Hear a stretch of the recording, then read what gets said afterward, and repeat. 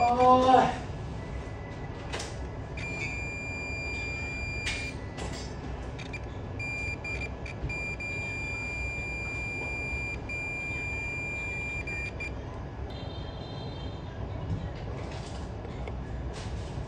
Chào ơn.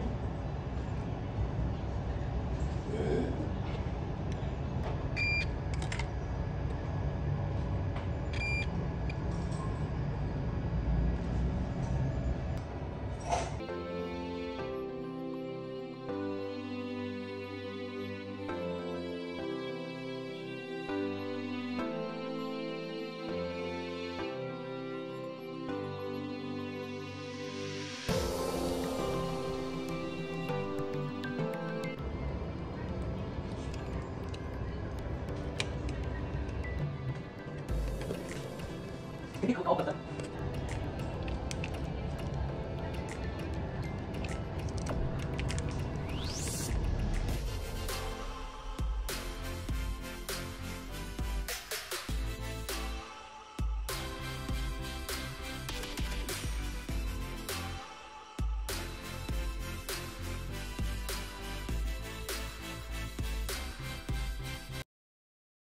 Cái đó là vô.